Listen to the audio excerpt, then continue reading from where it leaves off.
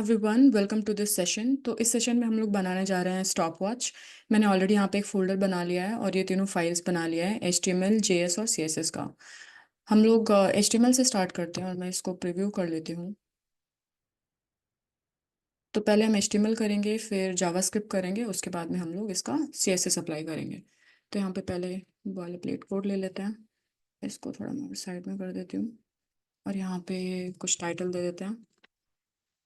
और बॉडी में हमें बस एक स्टॉप वॉच का डिस्प्ले दिखाना है और स्टार्ट, स्टॉप और रीसेट का बटन दिखाना है। तो पहले तो मैं एक कंटेनर ले लेती हूँ और उसको नाम दे देते हैं स्टॉप वॉच।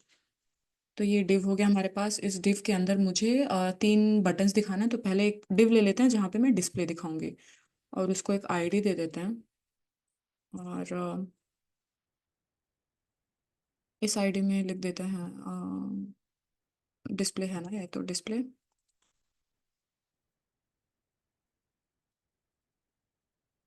एक डिव बनाते हैं पहले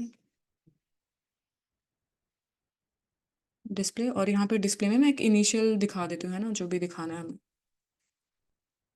000000। ये हो गया। उसके बाद में तीन बटन बना लेते हैं। बटन, इसको आईडी दे देते हैं स्टार्ट बटन है हमारा। सो स्टार्ट बटन, और यहाँ पे लिख देते हैं स्टार्ट। और वैसे ही हम बना लेंगे स्टॉप और रीसेट का। इसको दे देते हैं स्टॉप और इसको दे देते हैं रीसेट बटन। यहाँ पे चेंज कर देते हैं इसको स्टॉप और इसको कर देते हैं रीसेट। ठीक है, तो ये हमारा दिखने लग गया। अब जब हम स्टार्ट पे क्लिक करेंगे तो ये स्टार्ट हो जाना चाहिए, जब हम स्टॉप पे करेंगे तो ये वहीं पे स्टॉप हो जाना चाहिए जहाँ तक पहुँचा है। फिर जब वापस हम स्टार्ट पे करें, क्लिक करें, तो ये रिज्यूम होना चाहिए जहाँ पे भी पहुँचा है। और जब रीसेट पे क्लिक करें तो ये जो भी टाइम है यहाँ पे वो रीसेट होके 000000 पे आ जाना चाहिए। Hours, minutes and seconds. ठीक है, ये हो गया। अब यहाँ पे स्क्रिप्ट फाइल डाल देते हैं। स्क्रिप्ट फाइल का नाम मैंने दिया है script.js। यहाँ पे CSS को भी लिंक कर लेते हैं और CSS का नाम मैंने दिया है styles.css। एक बार मैं देख लेती हूँ, styles.css। ठीक है। अब हम लोग पहले जावास्क्रिप्ट कर लेते हैं, उसके बाद हम CSS की तरफ बढ़ेंगे। तो यहाँ पे पहले मुझे अपने जितने भी HTML एलिमेंट्स है वो लेना है। तो डिस्प्ले लेना है और ये तीनों बटन्स लेना है, ताकि मैं उस पर इवेंट लिसनर ऐड करके और फिर जो भी मुझे एग्जीक्यूट करवाना है वो मैं करवा सकूँ। तो पहले हम सारे एलिमेंट्स ले लेते हैं और इसको बंद कर देते हैं। मैं जब एक एक फंक्शन हम लोग लिखेंगे तो इसको वापस से देख लेंगे। तो यहाँ पे पहले ले लेते हैं कॉन्स्ट, और जो डिस्प्ले एलिमेंट है वो ले लेंगे document dot gate element by ID. और यहाँ पे डिस्प्ले दे रखा है मैंने, एक बार मैं देख लेती हूँ। तो यहाँ पे डिस्प्ले आईडी, बाकी start button, stop button and reset button, ये तीनों भी ले लेते हैं। फिर const start button document dot gate element by ID.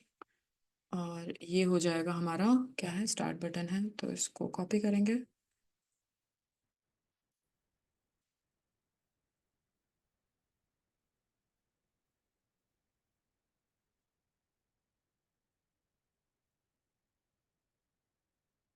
Stop button, और इसको पहले मैं लिख देती हूँ रीसेट बटन।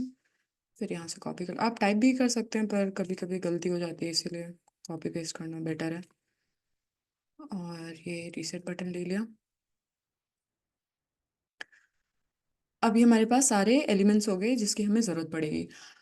इसके बाद हमें ना कुछ वेरिएबल से लेने चाहिए, जिसको मैं पहले आपको बता देती हूँ वो वेरिएबल क्यों ले रहे हैं हम लोग। फिर जब धीरे धीरे हम इसको यूज़ करेंगे तो आपको समझ में आएगा। तो पहले तो एक मैं टाइमर ले लेती हूँ दिखाने के लिए कि कौन सा डिस्प्ले, जो डिस्प्ले है उसका टाइम क्या है। ठीक है, फिर एक स्टार्ट टाइम ले लेते हैं, क्योंकि हमें ये यूज़ में आएगा जब हम स्टॉप या फिर रीसेट करेंगे, तब हमें ये यूज़ में आएगा। और एक ले लेते हैं इलैप्स्ड टाइम, कि कितना टाइम निकल गया है, और इसको हम 0 में सेट कर देते हैं।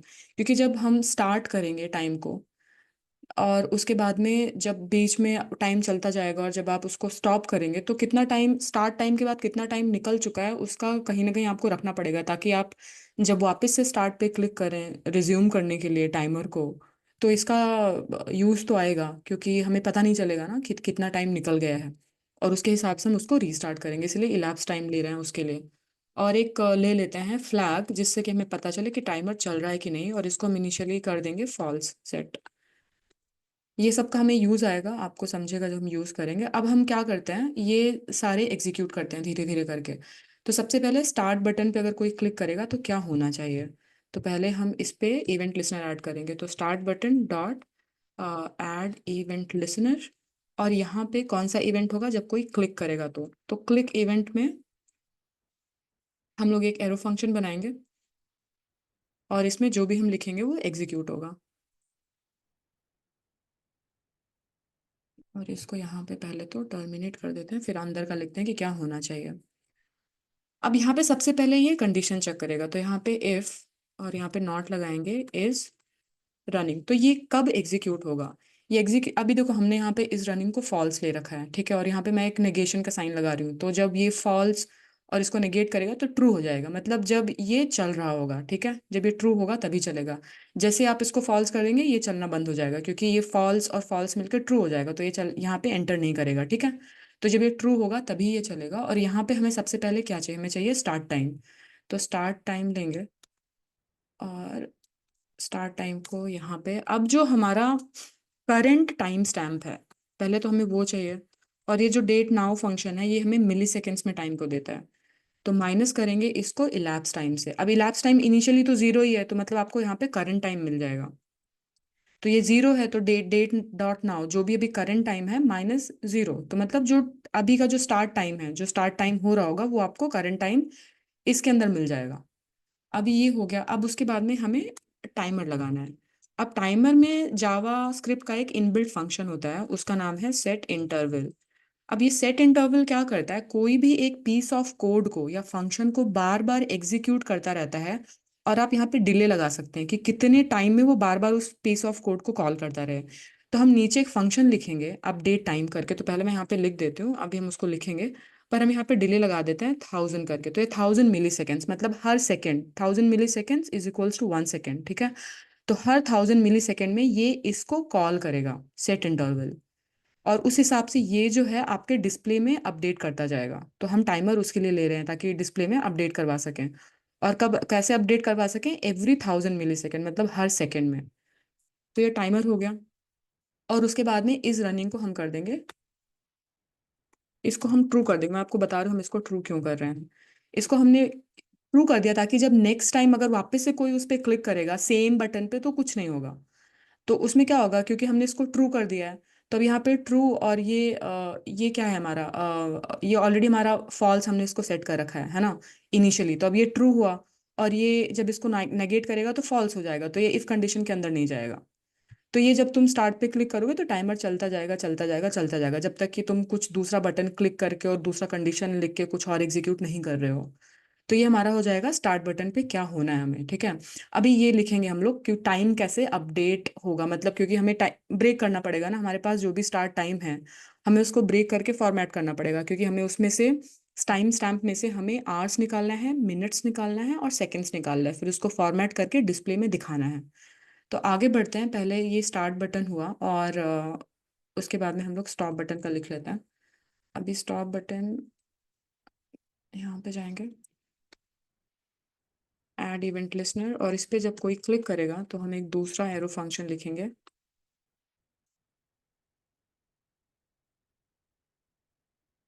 अब स्टॉप में क्या होना चाहिए, इसमें भी सबसे पहले वही चेक करेगा। सो इफ इज रनिंग, अगर रन कर रहा है, ठीक है, अगर टाइमर रन कर रहा है तो क्या होगा, हमें इसको क्या करना है, हमें इसको फॉल्स कर देना है। पर फॉल्स करने से पहले हमें दो चीज, आप देखो ये क्या कर रहा है, ये बार बार इस पीस ऑफ कोड को कॉल करता रहेगा टाइमर को अपडेट करने के लिए। पर हम तो स्टॉप करना चाहते हैं, तो स्टॉप करने के लिए एक जावा बिल्ड का, सॉरी जावा स्क्रिप्ट का दूसरा इनबिल्ट फंक्शन है क्लियर इंटरवल। अब ये क्या करता है ना, ये एक आईडी रिटर्न करता है, इंटरवल आईडी, जो कि हमारा इसके अंदर स्टोर है। तो जब अगर हमें इसको स्टॉप करना है, क्योंकि हमें इसको फॉल्स तो करना ही है, पर उसके पहले हमें इसको स्टॉप करना पड़ेगा। तो उसको स्टॉप करने के लिए हमारे पास इंटरवल आईडीज के अंदर है, तो हम वो क्लियर इंटरवल फंक्शन कॉल करके इसको पास कर सकते हैं और इसको फॉल्स कर कर सकते हैं। तो हम यहाँ पे क्या करेंगे, सबसे पहले क्लियर इंटरवल आया और इसके अंदर हम इंटरवल आईडी पास कर देंगे जो कि हमारा इसके अंदर है। इसको पास किया और जो हमारा इज रनिंग है इसको हम कर देंगे फॉल्स। तो हमारा टाइमर जो है वो स्टॉप हो जाएगा। अब हमारे पास क्या बचा है, तीसरा बचा है रीसेट का। तो रीसेट पे जाते हैं, डॉट एड इवेंट लिसनर। यहाँ पे जब कोई क्लिक करेगा तो हम एक दूसरा एरो फंक्शन एग्जीक्यूट करेंगे।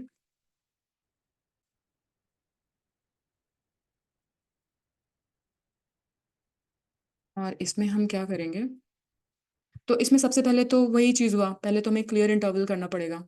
तो यही चीज़ हम यहाँ पे भी, हमारे पास इंटरवल आईडी है ही, तो हम पहले इसको कॉल कर देंगे यहाँ पे। और उसके बाद में हमारा जो इलैप्स्ड टाइम है कि कितना टाइम बीत गया, अब क्योंकि कोई रीसेट पे क्लिक करा तो जो भी टाइमर में वो सबको जीरो करना है उसको। तो हमारा जो इलैप्स टाइम है उसको पहले हम कर देंगे जीरो। उसके बाद में जो इज रनिंग है उसको भी फॉल्स करना होगा, क्योंकि किसी ने रीसेट पे क्लिक किया तो वो रन होना बंद हो जाना चाहिए तक, क्योंकि वो रीसेट पे क्लिक करने के बाद फिर से स्टार्ट पे क्लिक करेगा ही। तो इस रनिंग को फॉल्स कर देंगे। और जो हमारा डिस्प्ले का जो टेक्स्ट है उसको भी हमें 0 0 0 0 0 0 करना होगा, क्योंकि वो कुछ तो टाइम जहां तक वो रन हुआ होगा उतना तो दिखा रहा होगा। तो डिस्प्ले जो है उसका जो टेक्स्ट कॉन्टेक्स्ट है इसको हम लोग रीसेट कर देंगे टू 0 0 0 0 0 0। इसका एक बार आईडी देख लेती हूँ मैंने, मतलब कांस्टेंट देख लेती हूँ मैंने क्या लिया, डिस्प्ले। इसका स्पेलिंग सही कर देते हैं, डिस्प्ले। मतलब वो वेरिएबल है, कुछ भी हो सकता है, बट मैं थोड़ा स्पेल करेक्ट करना चाह रही हूँ। ये हो गया। अब हमारा जो ये अपडेट टाइम जो मैंने यहाँ पे कॉल किया है ये, क्योंकि जहाँ से हमें टाइम को ब्रेक डाउन करके आवर्स मिनट्स और सेकेंड्स में निकाल के फॉर्मेट करना है, वो हम कर लेते हैं। तो हमें एक फंक्शन लिखना पड़ेगा अपडेट टाइम का। तो हम यहाँ जाएंगे और एक फंक्शन लिखेंगे अपडेट टाइम। अब यहाँ पे सबसे पहले हमें क्या निकालना होगा कि जब किसी ने टाइमर पे क्लिक किया है तो स्टार्ट टाइम से लेके कितना टाइम निकल चुका है, कितना टाइम मतलब गया है, जब टाइमर स्टार्ट हुआ था उसके बाद में कितना टाइम गया है, ठीक है। तो उसके पहले हमें जो इलैप्स टाइम हमने जो जीरो सेट किया है उसको निकालेंगे। वो कैसे हम करेंगे, जो तुम्हारा स्टार्ट टाइम था यहाँ पे, जो तुम्हारा स्टार्ट टाइम था, अगर तुम अब करेंटली जैसे कि किसी ने टाइमर स्टार्ट किया और फिर टाइमर रन हो रहा है, रन हो रहा है, रन हो रहा है, रन हो रहा है, फिर उसके बाद में लेट्स से अभी किसी ने उसको स्टॉप किया है, ऐसा मान के चले किसी ने स्टॉप किया है।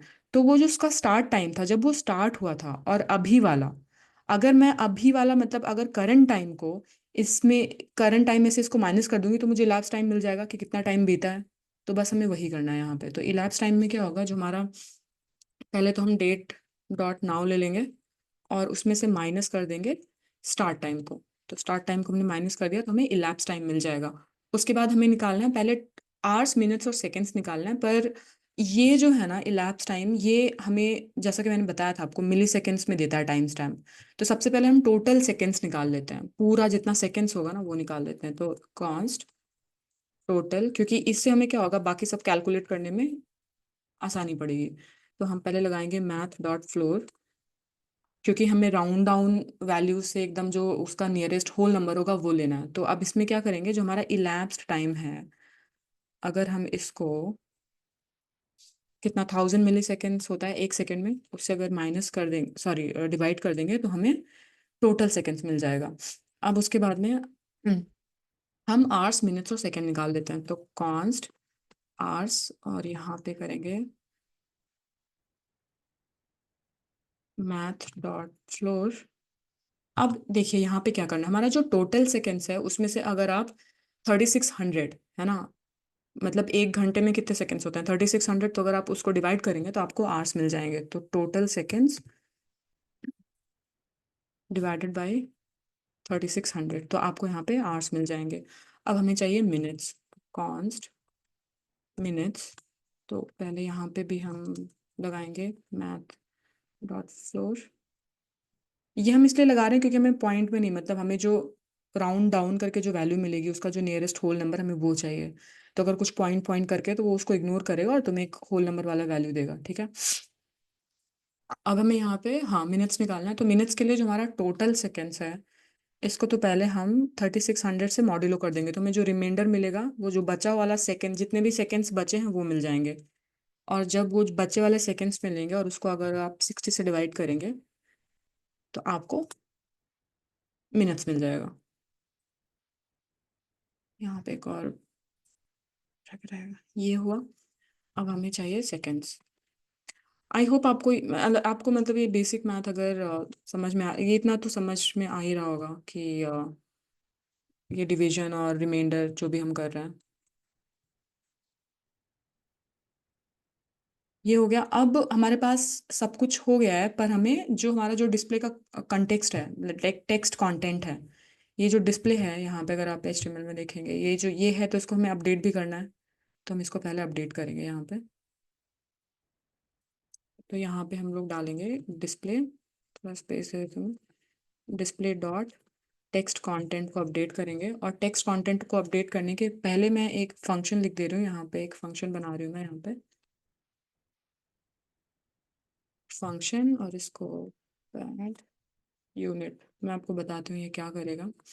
तो इसमें हम जो भी रिटर्न करवाएंगे ना, तो हमें एक्चुअली लीडिंग जीरो लगाना है। अगर सिंगल यूनिट आ रहा है तो हमें एक लीडिंग जीरो लगा देना, और हमें ये भी मेक श्योर करना है कि हर आवर्स, मिनट्स और सेकेंड्स में हमेशा उसको दो डिजिट लेना है, और अगर सिंगल डिजिट मिल रहा है तो उसके आगे एक लीडिंग जीरो लगा देना है। तो रिटर्न में हमारा हो जाएगा स्ट्रिंग, और जो भी हमारा यूनिट हम पास करेंगे।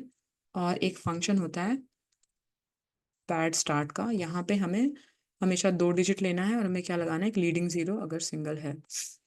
तो ये हो गया। अब हम इसी का यूज़ करके इसको फॉर्मेट करेंगे।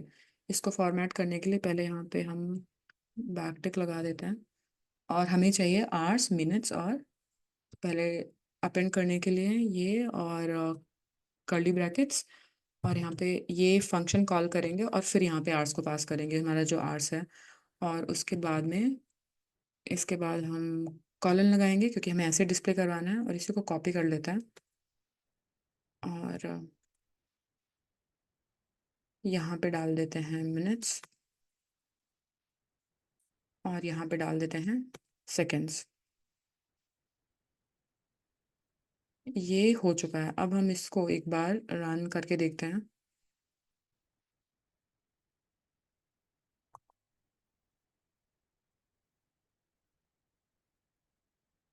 तो देखिए ये स्टार्ट हुआ है। अब अगर मैं इसको स्टॉप करूँ तो ये वहीं पे रुक जाना चाहिए, रुक गया। अब अगर मैं वापस से स्टार्ट पे क्लिक करूँ तो ये यहीं से आगे बढ़ना चाहिए, बढ़ रहा है आगे।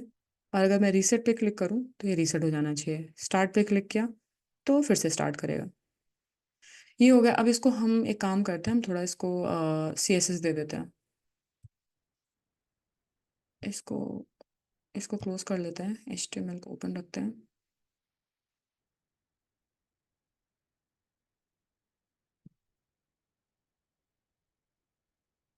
सबसे पहले बॉडी को देते हैं। मैं ये बहुत एक्सप्लेन नहीं करने वाली हूँ, आई होप। ये बहुत ही बेसिक CSS है, मैं ज़्यादा कुछ कर ही नहीं रही हूँ यहाँ पे। फ्लेक्स प्रॉपर्टी यूज़ करना है, इसीलिए डिस्प्ले फ्लेक्स कर देते हैं। जस्टिफाई कंटेंट, सेंटर, फिर हॉरिजॉन्टल और उसका वर्टिकल अलाइनमेंट कर लेता है। लाइन आइटम्स सेंटर, एक वर्टिकल हाइट दे देंगे व्यू पोर्ट से 100 BH। और बैकग्राउंड कलर दे देते हैं, ब्लैक कर देती हूँ मैं अभी के लिए। और इसको भी मैं वाइट रखती हूँ ताकि आपको दिखे कि मैं क्या कर रही हूँ, या फिर ग्रे कर देते हैं। और उसके बाद में मार्जिन दे देते हैं 0। और जो हमारा स्टॉप वॉच है उसको कर लेते हैं हम लोग अभी। यहाँ पे पहले तो टेक्स्ट अलाइन कर देते हैं सेंटर, और एक बैकग्राउंड कलर दे देते हैं, इसको मैं वाइट दे रही हूँ। और थोड़ा पैडिंग दे देते हैं, अभी बहुत सब कुछ साथ साथ में दिख रहा है, कुछ 20 पिक्सल दे देते हैं। अभी सही हो गया। थोड़ा कॉर्नर्स को सॉफ्ट कर देते हैं, तो मैं बॉर्डर रेडियस दे दूंगी कुछ 10 पिक्सल का। कॉर्नर्स को सॉफ्ट कर दिया है। और एक बॉक्स का शेडो दे देते हैं। बॉक्स का शेडो में पहले आपको वर्टिकल हॉरिजॉन्टल जो भी ऑफसेट आपको सेट करना है। और यहाँ पे कलर में आप कुछ भी दे सकते हैं। ओपेसिटी ज़्यादा नहीं रखना है, तो इतना शेडो ठीक है। ये हो गया। अभी डिस्प्ले जो है उसको कर लेते हैं। तो डिस्प्ले के लिए मैंने आईडी दे रखा है, क्लास नहीं है, तो यहाँ पे हम करेंगे डिस्प्ले में फॉन्ट साइज सही कर देते हैं। इसको दे देते हैं कुछ अराउंड 48 to 50 पिक्सल। और उसके बाद में बॉटम से मार्जिन दे देते हैं 20 पिक्सल। थोड़ा स्पेस सही हो गया, इसको मैं थोड़ा यहाँ कर देती हूँ। और कलर दे देते हैं। कलर में मैंने ऑलरेडी एक लिखा हुआ है कोड, तो मैं वही डाल रही हूँ। आप अपने हिसाब से कलर दे सकते हैं। ये थोड़ा वाइट का ही शेड है, लाइक सम ऑफ वाइट। उसके बाद में बटन को कर देते हैं। तो बटन का जो टैग है इसको कर देते हैं पहले। जो कॉमन स्टाइल देना है बटन में, इसलिए बाद में मतलब स्टार्ट स्टॉप और रीसेट बटन को हम अलग से कर देंगे, पर जो कॉमन स्टाइल है वो हम बटन टैग में डाल दे रहे हैं। तो फॉन्ट साइज को मैं कर दे रही हूँ 16 पिक्सल। और पैडिंग में आप दे सकते हैं टॉप बॉटम एंड साइड वाला जो भी है।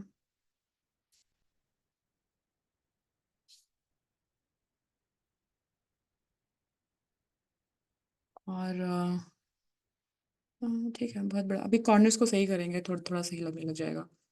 मार्जिन दे देते हैं 5 पिक्सल का। और बॉर्डर को नन कर देते हैं। अभी ठीक है। और बॉर्डर रेडियस दे देते हैं 5 पिक्सल, थोड़ा कॉर्नर्स को राउंड करने के लिए। और इसके बाद में और क्या दे सकते हैं, कॉमन कर्सर दे देते हैं, पॉइंटर। इस पे आप होवर करेंगे तो ये पॉइंटर जैसा दिखेगा। अभी कलर चेंज कर देते हैं बटन्स का। तो यहाँ पे जो स्टार्ट बटन है,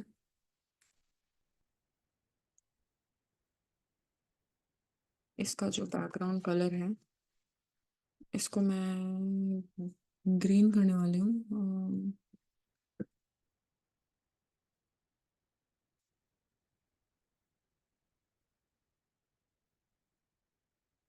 और इसमें इसके टेक्स्ट के कलर को चेंज कर देता है। तो कलर को कर देते हैं वाइट। ये इसको मैं कॉपी कर लेती हूँ पहले तो। स्टॉप के लिए, रीसेट के लिए बस मैं यहाँ पे कलर चेंज कर रही हूँ। ये स्टॉप बटन हो गया।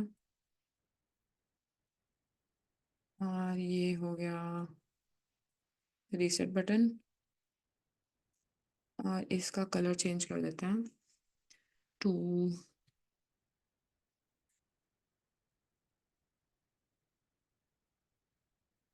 ऑरेंज। और इसको कर देते हैं कुछ रेड का कलर दे देते हैं।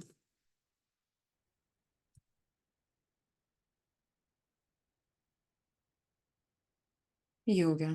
आई थिंक इतना काफ़ी। अभी मैं इसको दूसरा कुछ कलर दे सकती हूँ। ये वाइट है, इसको ब्लैक कर सकते हैं या ग्रेश दे सकते हैं। तो ये हो गया। आई थिंक इतना बेसिक काफ़ी है। इसको हम लोग ब्राउज़र में देख लेते हैं।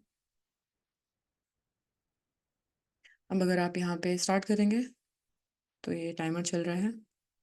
और जब स्टॉप करेंगे तो वहीं पे रुक जाएगा। वापस से स्टार्ट करेंगे तो रिज्यूम करेगा वहीं से। और रीसेट करेंगे तो ये 0 0 हो जाएगा। फिर से स्टार्ट करेंगे तो चलने लग जाएगा। तो इतना ही था ये बेसिक स्टॉप वॉच में। आई होप कि आपको समझ में आया होगा। And I will see you in the next one. Thank you for watching.